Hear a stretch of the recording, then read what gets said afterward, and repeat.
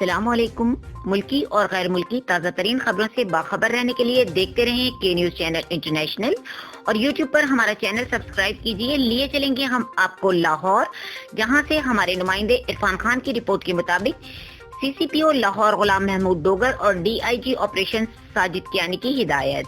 شیراکوٹ police کی کارروائی، S D P او نواکوٹ محمد عمر فاروق کی سربراہی میں کارروائی۔ کامیاب کارروائی میں police response unit, Dolphin Force, Sherakot Nawakot police نے حصہ لیا۔ 18 ملزمان، 3 خواتین سمیت 15 مرد گرفتار۔